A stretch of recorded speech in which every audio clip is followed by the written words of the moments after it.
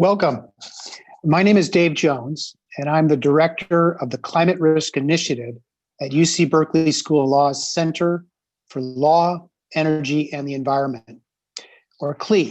We're very pleased to co-host with the European Union this webinar on the EU's renewed sustainable finance strategy and the green recovery. Sustainable finance generally refers to taking into consideration environmental, social, and governance factors when making investment decisions. In the EU's policy context, sustainable finance is understood as finance to support economic growth while reducing pressures on the environment and taking into account social and governance considerations. The 2015 Paris Climate Agreement includes a commitment to align financial flows with a pathway towards a low carbon and climate resilient economy. The EU Sustainable Finance Strategy and Action Plan is an ambitious and comprehensive effort to channel private and public capital towards a low carbon and sustainable economy, and to make the investments necessary to meet the EU's commitment in the Paris Agreement to reduce greenhouse gas emissions by 40% by 2030. We're privileged today to have with us Martin Spolc, who's the head of sustainable finance at the European Commission. Martin will share with us an overview of the EU's Sustainable Finance Action Plan and the effort to update it through a renewed sustainable finance strategy. After Martin's remarks, they'll take questions. Please pose your questions through the chat feature of the Zoom call, and then I'll relay the questions to Martin at the conclusion of his remarks. With that, I'm very, very privileged and pleased to turn this over to Martin Spolc. Thank you. Hi, Dave. Good morning, good afternoon to everyone. I am now trying to connect to my screen so that I can share the slides with you. I hope that you can see them.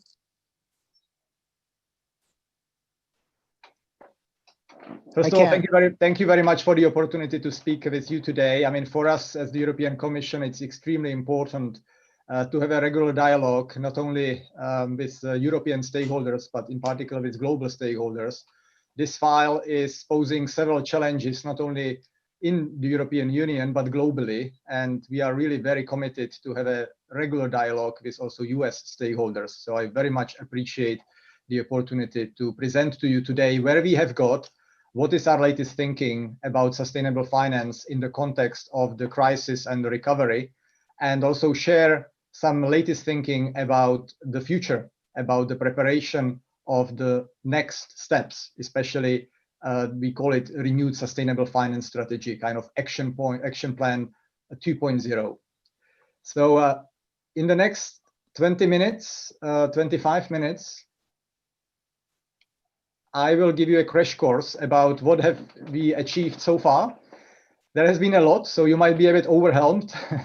At the same time, I don't want to sound too complacent because given the challenges we all are facing, we cannot be complacent, and we really need to now look forward to the future. And that's exactly why I want to focus more on the second part, on the context of the recovery, and as well on the context of the future of the renewed sustainable finance strategy that we are developing as we speak.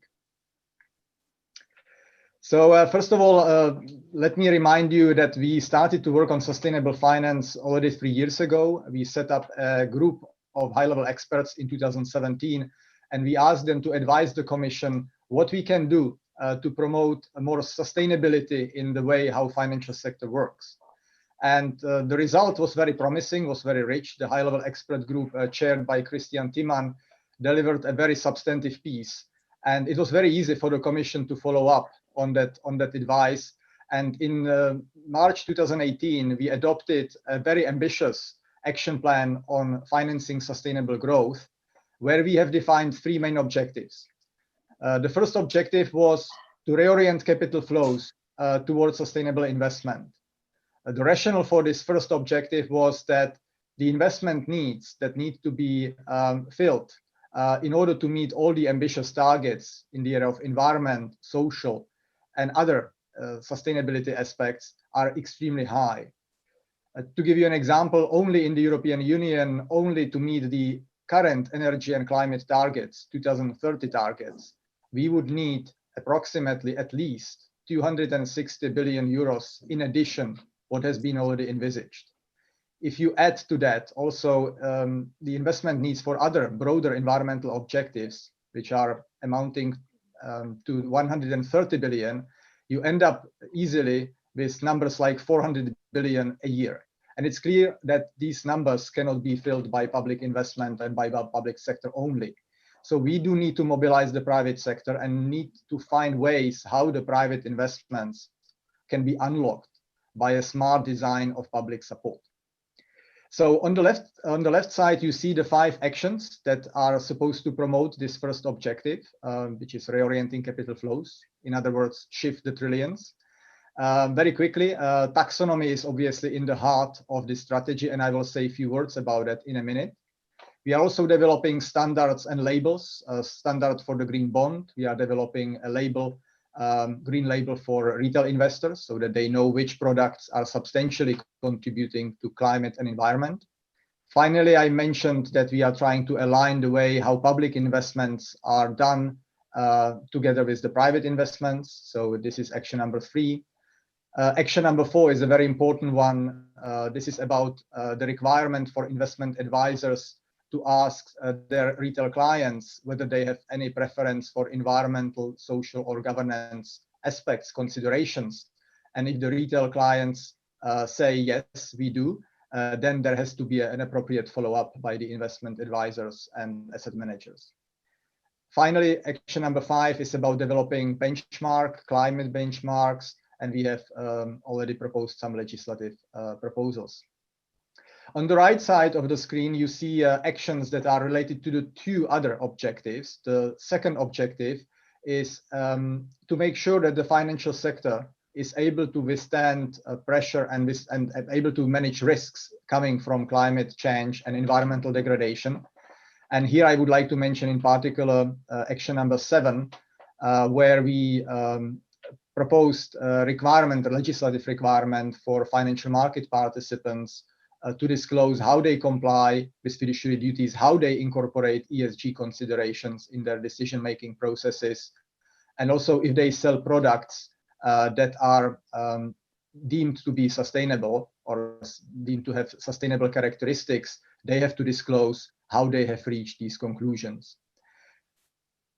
As part of the second objective, managing risks, I should also mention action number 8. This is about mainstreaming ESG considerations in the way how banks and insurance companies are managing their risks and how transparent they are about it, and also the discussions about the possible adjustments of the prudential requirements. Finally, the last objective, and certainly not the least important objective, is to promote transparency not only of the financial sector itself, but transparency of the corporate sector. So this is action number 9. And finally, action number 10 is fostering sustainability in corporate governance and promoting long-termism. I should say, before I go into the substance of the taxonomy, which is really in the heart of our strategy, that the action plan covered all 3 aspects of sustainability: E, environmental, social, and governance. But for obvious reasons, we had to decide about some prioritization. And we have decided to prioritize actions, especially focusing on the climate objectives. So we did already propose some legislative proposals that all of them have been negotiated successfully. But the priority has been really given for climate issues. Now, one issue that I would like to specifically highlight in this presentation is the role of the EU taxonomy. This slide presents to you what taxonomy is and what taxonomy is not. Taxonomy for us is a classification system that would help investors to understand better which economic activities or which economic projects would substantially contribute to meeting environmental objectives. We haven't started to work on this project because we believe that it was our wisdom in the Commission that we need to do that. This project was triggered mainly by the demands of investors and financial market participants who argued that it's very difficult for them to judge the environmental performance of different projects and economic activities. And they wanted us, policymakers, to help them with this judgment. So this tool, this taxonomy, is supposed to help investors to be able to see what really makes a difference. The taxonomy, as we have designed it, is no way an instrument that we are imposing on the financial sector. There is no requirement in our legislative actions that would impose the taxonomy on investors and telling them you have to invest in those assets and you have to divest from those. The regulatory approach that we have taken on taxonomy is that to increase transparency. Investors, financial market participants that are selling their products as green or sustainable, they have to disclose whether and to what extent they have used taxonomy. And this is the only regulatory requirement. But on top of this regulatory requirement, we would like that investors and finance and also businesses use this tool in the first place as a useful tool to help them to transition towards sustainability and sustainable financial sector and sustainable business. On the left side, you have seen that I have highlighted one bullet in bold, and that is that taxonomy should facilitate transition of polluting sectors. We have never conceived this project as a kind of green niche. I mean, you might expect that on the list of these taxonomy compliant activities, you would find the usual windmills and the activities that are already green today. But the ambition that we have taken is going much further. We wanted to identify economic activities in the sectors that are currently very polluting, but where the potential to reduce the carbon emissions would be the most significant. So that's a very important feature of the EU taxonomy that will ultimately, and that should ultimately help the transition not only of the financial sector, but also of the businesses. I will try to be brief, but I think it's very important to explain that in the taxonomy regulation that was already successfully negotiated, we have defined 6 environmental objectives. The first 2 are related to climate change mitigation and climate change adaptation. And the other 4 are equally important, but they are, again, they have to wait a little bit, they have to wait 1 year, that are linked to circular economy, pollution prevention and control, biodiversity, and water and marine resources. The way how taxonomy works, there are basically 3 conditions that have to be met for a given economic activity to be deemed eligible. The first condition is that the given economic activity must substantially contribute to one of the 6 environmental objectives, and at the same time, it must not significantly harm any other of the environmental objectives.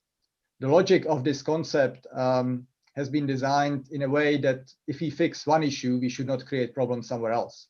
So this is a novelty of the European approach. And finally, we should bear in mind that we don't only have the European Green Deal, but the Green Deal is obviously also very important for society, and we have to meet some minimum social safeguards. So the transition has to be not only green, but also just, fair, and resilient.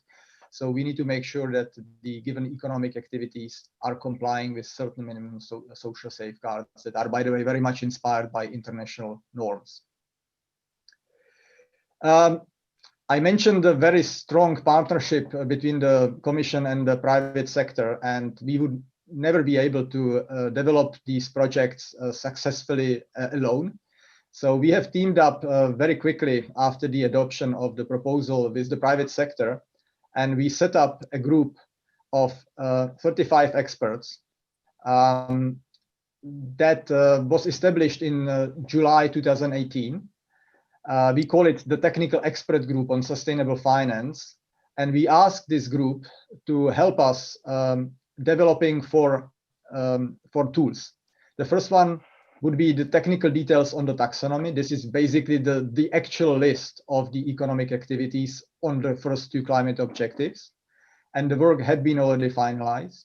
The first blueprint of the EU Green Bond Standard, the minimum requirements or framework for the 2 climate benchmarks that we have created in the European Union, and finally, corporate disclosures for companies, for big listed companies, when it comes to climate relevant information. I will say very quickly a few words about each. The taxonomy on climate change mitigation and climate change adaptation The first blueprint by the technical expert group was presented in March earlier this year. And the report is extremely rich. It covers, as I mentioned, all key economic sectors of our economy that you see on the right side: agriculture, manufacturing, electricity, water, transport, building, obviously energy, where, again, as I mentioned, the delta, the savings of carbon can be really the most significant. The technical expert group published 2 reports. One was the actual list of the economic activities that would substantially contribute to meeting the climate change mitigation and climate change adaptation objectives. But the second document, which I would strongly recommend everyone to read, was a document that should increase and improve the user friendliness of the taxonomy. The usability and user friendliness of taxonomy were 2 important features and elements of the work that we have done. And the document really explains in very plain language how useful this tool can be, not only to the financial sector, but ultimately to the businesses and to the dialogue between the businesses and financial sector.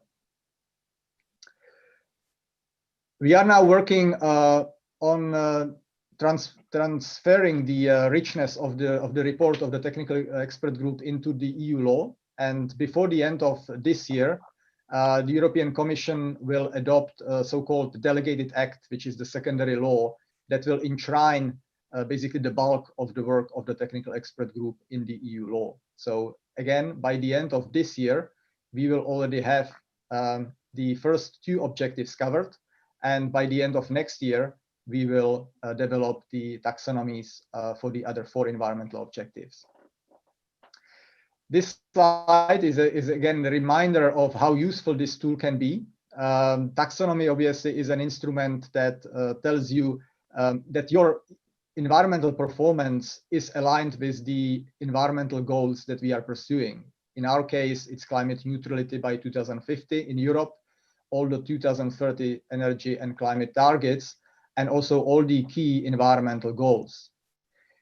At the same time, it is naive and very maybe excessively ambitious to expect that everybody will be aligned with the taxonomy today and even next year.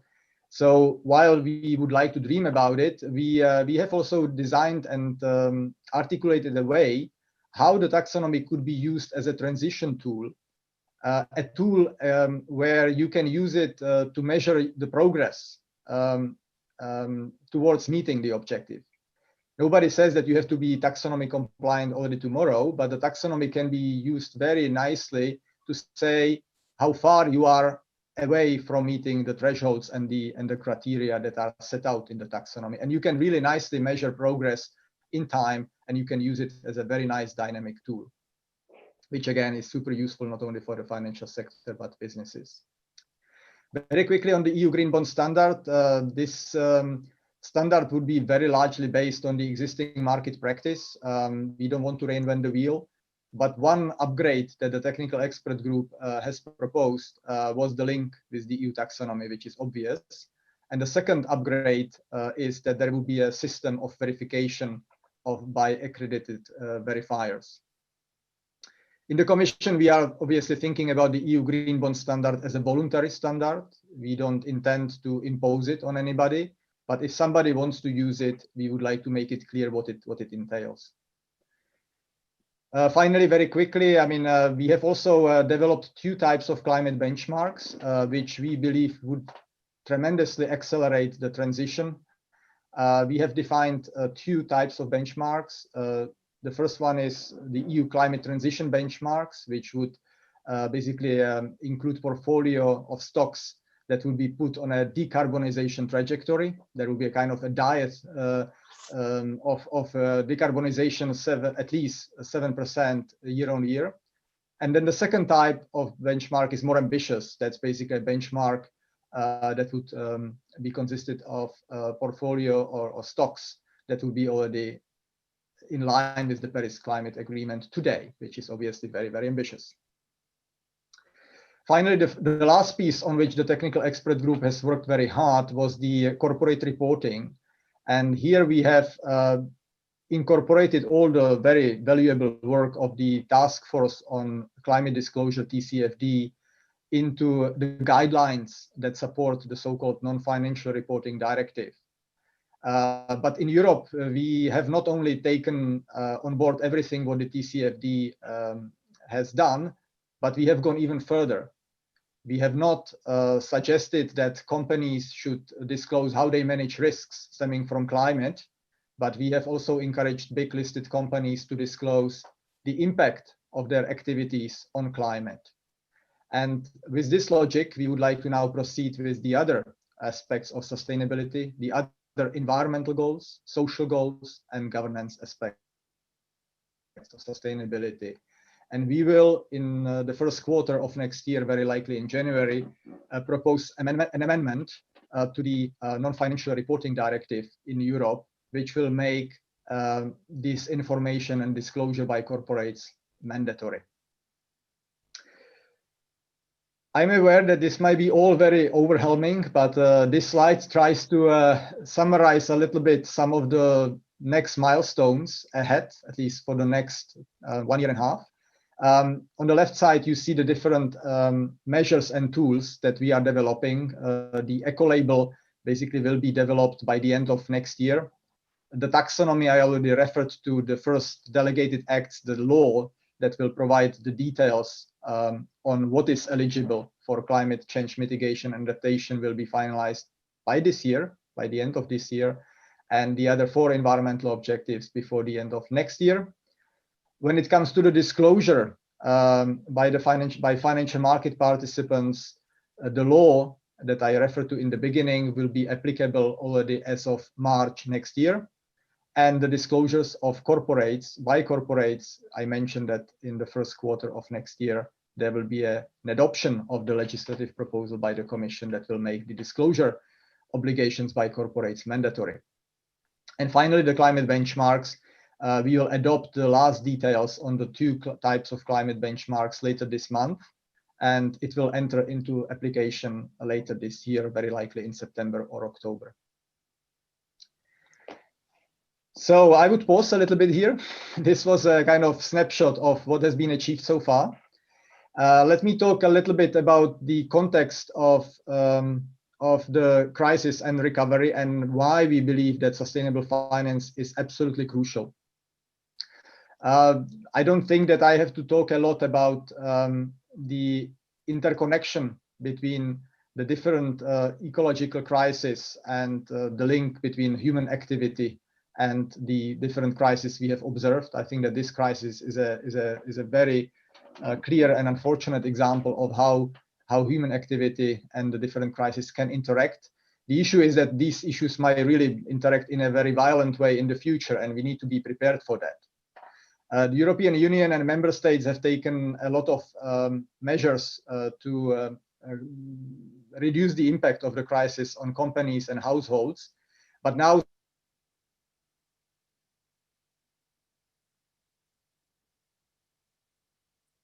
since we are approaching the stage of the sustainability agenda, and there have been some claims that argued that sustainability is expensive. Sustainability should really wait a little bit now, and that we should first resolve the impact of the crisis, and only when we resolve this crisis, we should start working on sustainability again. And this is something where we in the European Commission strongly disagree with. We believe that ultimately there is no trade-off between incentivizing a speedy economic recovery and supporting the sustainability transition. I mean, these targets that we have set out in the European Union on the 2050 climate neutrality and all the targets cannot really be postponed. On the contrary, we believe that all the public stimulus that has been now injected into our economy provides a number of great opportunities that could, in a way, accelerate the green agenda, and vice versa, the green agenda can accelerate the recovery. I would like to mention only 3 aspects where the sustainable finance narrative needs to be adapted a little bit and where we need to do better. The first aspect is resilience. We have seen that we need to work harder on making sure that the financial sector and businesses are more resilient, not only towards climate and environmental risks, but to the, again, different interactions of the crisis I have been talking about. Second, we also need to work harder on the alignment between public investment and the way how public spending is done and triggers and unlocks private investment. We have developed quite a number of tools for the private sector, but it's really relevant to think how these tools could be also used by the public sector, not only by member states in the European Union, but also by the European Union itself. And finally, I think that most of you would very likely agree that this crisis has accelerated the need to work on the social and governance aspect or dimension of sustainability. So we cannot really wait for the S and G aspects of sustainability for too long. I will not go into the details of a very ambitious recovery package that the European Commission adopted on the 27th of May. This package triggered basically additional 1.8 trillion euros that will be provided either in the form of direct support to member states or by the European Union. You see that on the slides. I am, of course, happy to share those slides with you. This package was really supposed to kickstart the economy again and use the package in the right way that would support the goals of the European Green Deal and not to undermine it.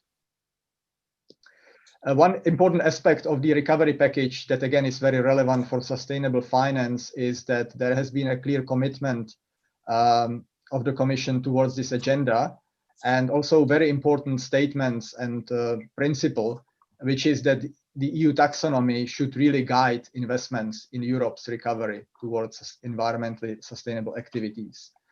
The package also announced that next year there will be a new initiative on sustainable corporate governance, which would ensure that not only environmental but also social interests are fully embedded in business strategies of companies. I will not go into the details of this. Those of you who are interested in more details about the EU package, which again provides a number of large-scale opportunities for investors, for the financial sector and businesses, I'm happy to share more details later on. Now, let me finally spend 5 minutes, and then I will pass back to Dave. A few words about the future, about the renewed sustainable finance strategy, and why we are willing and why we are very keen on shifting the gear to a higher pace and higher ambition in the future.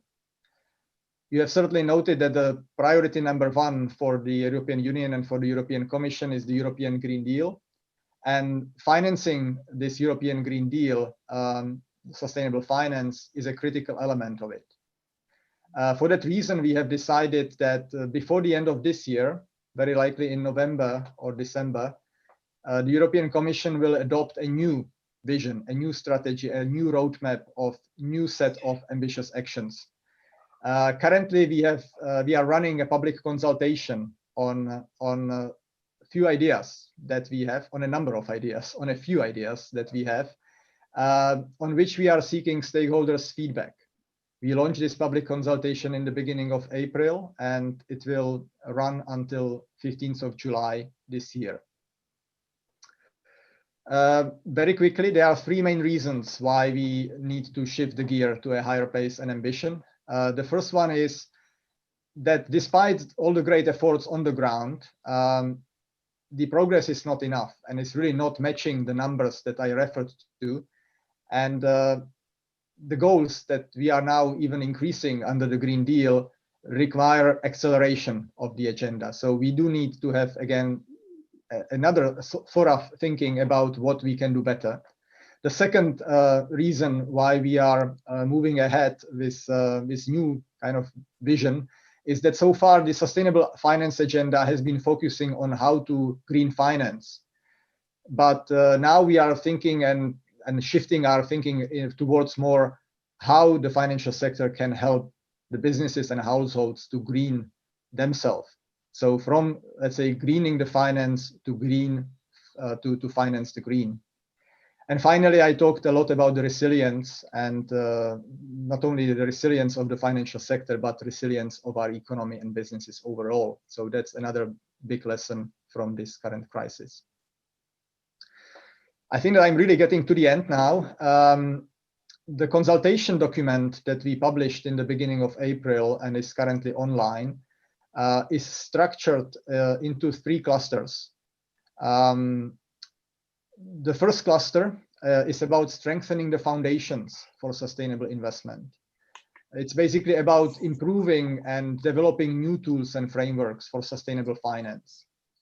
The second cluster is about how to maximize impact and opportunities for citizens, investors, and companies by using these frameworks and tools.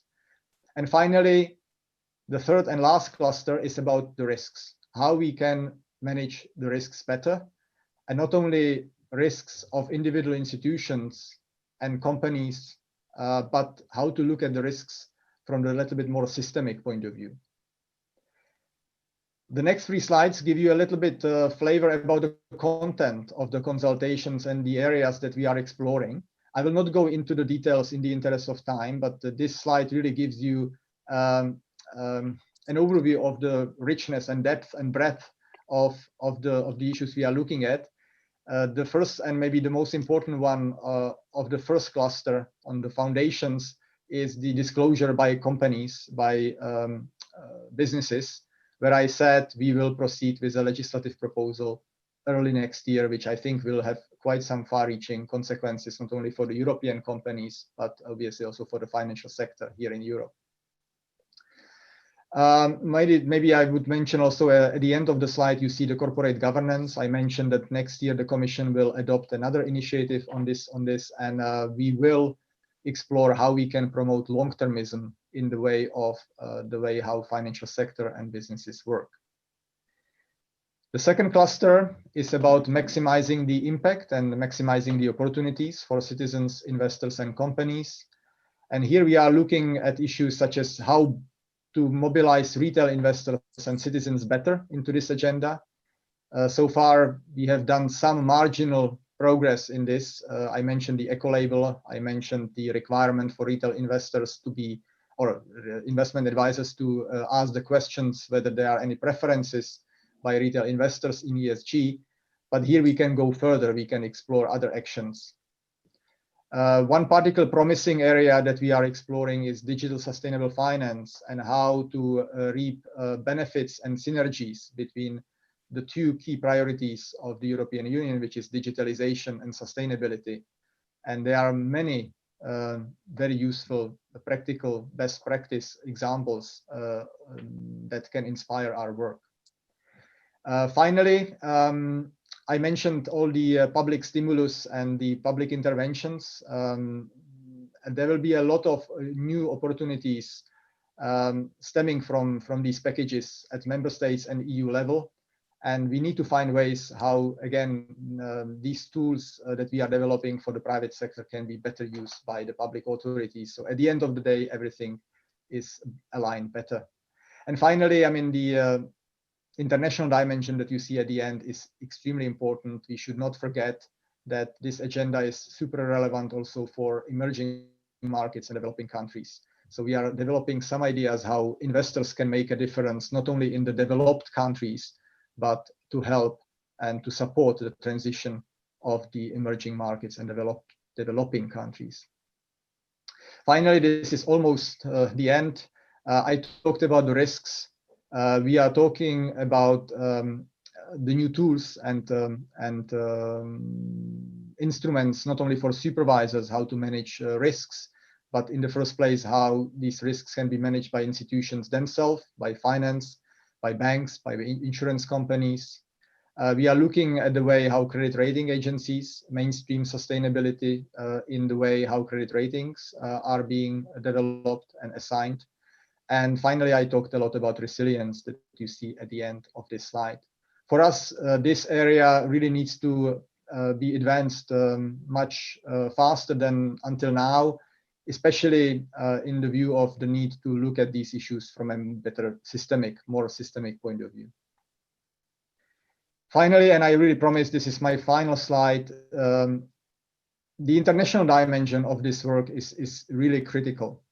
We have been thinking hard in the European Union how to connect better with other jurisdictions in the world on how we can partner better and how we can exchange views who is doing what. Because currently, unfortunately, or at least until the end of last year, there was no forum where jurisdictions that are very keen on promoting sustainable finance, where they can discuss who is doing what and how to facilitate the work of global investors and financial sector community to accelerate their action.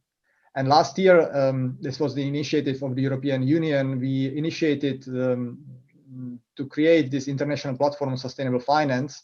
You see all the jurisdictions on this slide. Currently, they are representing essentially half of global emissions, global GDP, and half of world population. This club is currently working on mapping who is doing what in terms of taxonomies, the green bond standards, and disclosure, and is very open when it comes to the membership. The ultimate goal of this platform is to see where these tools and frameworks can converge. So it's not only a talking club. The ultimate objective is to see how these frameworks can again find a common denominator so that the global investors who have global activities can really make a big impact, not only in their own country, but elsewhere, while minimizing the costs. This club is open. There is a lot of interest by many other countries, and we are very open. The decision ultimately is obviously for the whole club. It's a club of willing. It's basically working on the similar principles like the Network for Greening the Financial System, which is a club of supervisors and central banks. This club, this International Platform of Sustainable Finance, is a club of public authorities that are in charge of developing sustainable finance frameworks and tools. So as you see, it's a very ambitious agenda. I am sorry that I have exceeded a little bit slightly the time given to me, but sorry if I have exhausted you too much, but this is what I have been asked to do. So Dave, back to you. Martin, thank you very much. That was extraordinary and an excellent presentation of the scope and comprehensiveness and ambition of the EU as it relates to sustainable finance. We have a number of questions, and one of those has to do with the climate benchmarks. You mentioned the Paris-aligned and transition benchmark, and the question is adaptation considered or incorporated in some way, shape, or form in the benchmarks? And perhaps you could give a example of how these benchmarks would actually be applied or used. Thank you very much, Dave. Well, these two types of benchmarks are mainly targeted towards the first objective, which is the climate change mitigation. It's really about how to reduce the carbon emissions rather than the adaptation. I mean, of course, these benchmarks can be used for a variety of different purposes, but the main idea beyond these two benchmarks is basically how to reduce the carbon emissions rather than how to adapt to the impact of climate change. The logic of the first benchmark is really to have stocks in the basket that, again, are not necessarily carbon neutral today. That would be very naive to expect. But companies who have a very tangible record of the decarbonization over time. And there, the minimum requirement is essentially at least 7% every year. So it's kind of a parallel, be on a diet if you want to be in the basket. The second benchmark is really about having stocks that are already currently more or less aligned with the Paris goals. This is super ambitious. We have a good reason to have this benchmark, but the number of stocks that would qualify for the second one is not particularly impressive for the time being. When you mentioned the climate adaptation, I think that the most important tool for the climate investments to facilitate and support climate adaptation is the taxonomy where again the second objective is really about how to promote investments into projects that are limiting the impact of climate change on businesses, on societies, and on our economy. And obviously the needs that I referred to were stemming only from the decarbonization for the first objective. We have not yet calculated and made precise the number of the investment needs for the climate adaptation. And you can imagine that these numbers are really extremely high. Sticking with the taxonomy, another question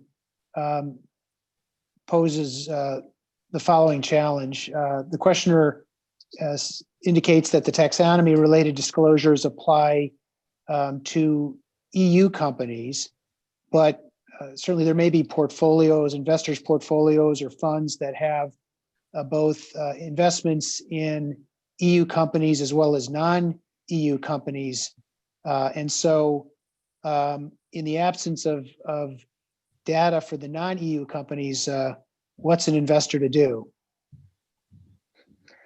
Well, indeed, there are two types of requirements in the taxonomy regulation. The first one is for financial market participants, if they sell their product with the claim that the product pursues sustainability, green sustainability objectives, or environmental characteristics, they have to disclose to what extent and how they have used taxonomy in determining that this is the case. It's true that for the big listed companies in the European Union, they will get this information because they are subject to a similar requirement under the taxonomy regulation. But the taxonomy regulation doesn't cover companies that have activities elsewhere than in the European Union that are not captured by the non-financial reporting directive, to be more precise. And there it's really for the investors to see with the companies whether they can get this information, and if they cannot, well, then they have to be transparent about that in their disclosure. So we are not asking somebody, to fudge the information provided. Absolutely not. We are aware that there is a limitation what financial sector can do, but again, that's why the requirement for the disclosure is reasonable, and it says, please say whether and to what extent you have used taxonomy, and if it was not feasible to use taxonomy to determine that the product is green, well, then the investor has to explain what other factors have played a role in the conclusion that the product is green and sustainable. So that there is something, in exchange. I mean, if you cannot really use taxonomy, you have to explain what else you have used in order to demonstrate that your product is really essentially green. Another question that underscores the challenge associated with not having acceptance of the EU approach internationally, although they used to be commended for establishing the international platform to try to accomplish just that. But the question is, has the EU considered, with regard to its approach to fiduciary obligations, if and how fiduciaries outside the EU conduct themselves if they're investing in EU securities? Well, again, we have to be clear about the scope of our legislation. I mean, the legislation in the European Union, when it comes to the disclosure regulation, which is again the piece that I referred to earlier, requires financial market participants to disclose how they comply with fiduciary duty when they sell products within the European Union. So those financial market participants that are having their activities and selling the products in the European Union are captured by this rule. We are not capturing entities that are having activities that are based and headquartered in the United States and have activities in the United States. However, if there is an investor that has a subsidiary in the European Union and is selling the product in the European Union, it has to comply with those rules. And I take it that for corporations in the real economy, if there are U.S. corporate entities that have subsidiaries in Europe, their subsidiaries will have to comply with the various requirements of the EU Sustainable Finance Action Plan. That's correct. Companies that will be subject to the non-financial reporting directive that are listed, for instance, in the European Union, and that are again captured by the scope of the non-financial reporting directive will have to report whether and to what extent their activities are taxonomy compliant. I mean, not necessarily fully.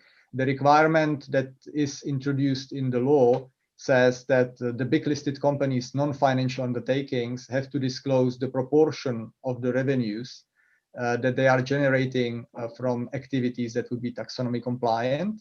That's the first information. And the second information is the proportion of CapEx and OpEx that would be taxonomy compliant. And the rationale for this second element is to have a more forward-looking perspective. It's not only about static where you are today, but the CapEx and OpEx would tell you where the company wants to go. And you can even have a very polluting company that doesn't generate any revenues from taxonomy compliant activities, but can still engage in CapEx and OpEx, at least part of it, that would be taxonomy compliant. And that's a very important information for investors who might wish to invest in companies who are currently currently brown and polluting, but that have a plan to become greener over time. So one question also is the determination by the EU to have a green taxonomy that focuses on the classification of economic activities that are positive across one of the 6 categories and certainly not negative in the 5 others. But why was the decision not made to also have a brown taxonomy? And I note that there's some reference to this being a potential path in the consultation document. Dave, the first reason was a very pragmatic one. We are very ambitious about the project, as I have presented, but we have to be also pragmatic and we have to be reasonable what can be achieved within the first 2 years. And as I mentioned, it basically has taken almost 2 years to develop the green climate taxonomy. We still have basically 1 year to develop taxonomy for the other 4 environmental objectives, and we are still talking about green taxonomy. So it was a matter of sequencing. And second element was that we really wanted to present this agenda as an enabling agenda, as a positive agenda. And we did hear a lot of concerns from the companies that if we start kind of blaming and shaming those that are operating or having activities in the polluting sectors, that it would be kind of unfortunate. So we also thought how to, in the first place, articulate the usefulness of taxonomy as a useful tool, not only for finance, but also for businesses, for the transition. So we have taken a really positive approach to this, rather than the punishing and shaming and blaming approach. But when it comes to the future, this is not yet excluded. I mean, even in the taxonomy regulation itself, there is indeed a hook that requires the Commission to report to the European Parliament and the Council already, I think, in next year, about the merits of extending the green taxonomy to taxonomy that would capture economic activities that would provide substantially harming effects. And finally, we are asking some questions on this also in our consultation that is currently online. I should also say that 2 days ago, we received the feedback and contribution from the European Central Bank to our consultation, and the European Central Bank deemed very important that this brown taxonomy would be developed rather quickly. So another question, interesting perspective. That's actually, that is very interesting to learn. Another question, the questioner points out that the requirement for corporate disclosures is in Q1 2021, or at least proposed, while the financial sector will need to disclose by March 2021. So the question is, will there be sufficient data available for the financial sector to make ESG disclosures consistent with the strategy and the plan? Well, it's true that we are currently working on the details of this regulatory piece. I mean, we call it level 2. You see it on the slide, so-called regulatory technical standards. Currently, these details are under consultation by the European supervisory authorities. Everybody can have access to that. I'm happy to circulate it. And the idea is that the details will be worked out and finalized before the end of the year, so that ultimately the Commission can transpose it into the legally applicable acts, so that the effect can really be already visible in March 2021. We do admit, and we have heard some concerns of some stakeholders, that this timeline might be very ambitious. But again, in light of the challenges we are facing on the environmental, social, and governance aspects, these challenges are high as well. So there have to be some efforts on all sides. Here's a question about the just transition mechanism. How will it function? Will it disperse funds through the European Investment Bank and the European Regional Development Bank to member states, or will the Commission opt for other means of disbursement or finance of the funds? The just transition mechanism was proposed earlier this year, together with the Sustainable Europe Investment Plan, which was again basically the first concrete action of the European Green Deal. The Just Transition Fund is currently being negotiated. So the final design of this Just Transition Fund will still have to be decided. But the main purpose of the Just Transition Fund was to make sure that the countries that face the most significant challenges with the transition, and especially some regions that have obviously over the long term developed a high dependency on, for instance, coal or gas, that those regions that will face those challenges will be supported, and that the social aspects will be duly taken into account, so that nobody is left behind. We cannot suddenly, move from one type of economy that we have today to another in half a year. So the purpose of this Just Transition Fund is indeed to support member states, especially those that face the most significant challenges and the social coherence challenges in their regions. Again, on the final design, it's really difficult for me to say how this would work, and because the details are still being negotiated. A question about how the plan and strategy applies to the insurance sector. Certainly insurance companies are investors, and so in their capacity as investors, a lot of what you've described will have applications, but insurers as underwriters of insurance, does the taxonomy or any of the other elements of the action plan have implications for insurers as underwriters of insurance? Yes, I mean, on this slide, I should have said that the green ticks indicate to you where we have proposed some legislative action.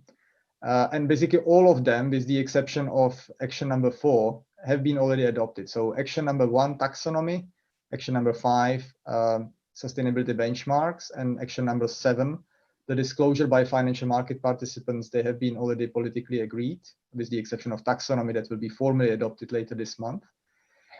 Where the insurance companies would be affected is basically action number 1, because they would be captured clearly by the disclosure requirements under the taxonomy.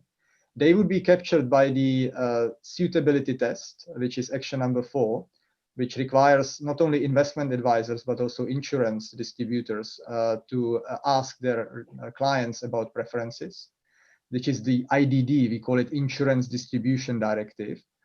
And then finally, and that's really very important,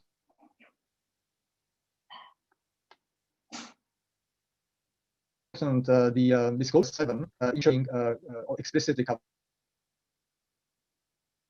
by the disclosure requirements of this piece. Finally, action number 8, you don't see the green tick there, but I talked a lot about the banks and the insurance companies, and not only about the prudential rules, but also about the risk management and transparency. And we are currently working on the review of the Solvency II framework, which is the legal framework governing the operation of insurance companies in the European Union. And this review will incorporate a lot of work on sustainable finance into the EU law. This review will be very likely completed next year. With regard to financial regulators, I'm wondering whether there is any additional work contemplated with regard to developing a Brown penalizing factor associated with capital adequacy requirements for financial institutions that say are lending into Brown economic activity that may face various climate-related risks such as transition risk, or conversely, a green supporting factor for regulators to apply with regard to, say, capital adequacy requirements associated with, say, banks making loans into the green economy. That's correct. We are working on both together, especially, I mean, the European Banking Authority is working on both, I should say. On the green supporting factor, we are exploring, in particular, whether, for instance, energy efficient mortgages would ultimately provide for a lower probability of default of borrowers. And if there is sufficient evidence, again, we have not yet concluded that there is, we might consider whether there will be a merit in adjusting the prudential requirement. But here I really have to say that the guiding principle for any adjustment in the prudential and regulatory framework and capital framework really needs to be risk driven. So the risk perspective will always be the driving factor. And on top of it, the sustainability or degree of sustainability will be additional consideration. Vice versa, you asked me about the Brown penalizing factor. We are now exploring, and the European Banking Authority is exploring, whether there is a case that supervisors should apply an extra capital charge under Pillar 2 in case the bank has on its balance sheets assets that might prove to be unsustainable, and especially in the scale that might put the bank into difficulties over time. I talked about the long-termism, so the need to also have a longer-term perspective of the assets on the bank's balance sheets needs to be more and better integrated by the supervisors. Currently, the ECB is running a consultation on the guide on managing climate and environmental risks. I'm going to speak on an event on this next week, and it's a very promising avenue to tackle those issues. Fantastic. Well, I see that we're coming up on the hour, and I think that we promised a very, very comprehensive and thorough and information-filled hour-long webinar, and Martin, you have delivered exactly that. I want to thank you and the European Union for providing this opportunity for those of us here in the States to learn more about the Sustainable Finance Strategy, Action Plan, and Renewed Strategy. I want to thank my colleagues at the Center for Law, Energy, and the Environment at UC Berkeley School of Law for their assistance in hosting this as well. I want to thank everyone who took time to join the webinar, either directly or via YouTube. I would encourage you to take advantage of learning more about the incredible work that the EU is doing. And you can do so by clicking the link on the registration confirmation. As well, we have a number of emails from those that registered, and I believe we'll try to push out the slides and other links to information that's on the EU website. And if you didn't register and you're watching on YouTube, we'll try to make available information about where you can go to access the slides or otherwise avail yourself of information. So, Martin, thank you very, very much. Incredibly impressive forward-thinking and ambitious work by the EU and to grapple with an existential threat that we're all facing. And we deeply appreciate the EU's leadership and your leadership and your willingness to spend some time with us today. Thank you. Dave, thank you very much for the opportunity. And I really would like to invite everybody, please provide your feedback to us. We don't really claim that we have all the answers to the issues and challenges we are facing. we do need to be connected to everybody who would like to contribute. So you have a great chance to contribute to our consultation. The deadline again is mid-July, and I really count on your support. Thank you very much. Thank you.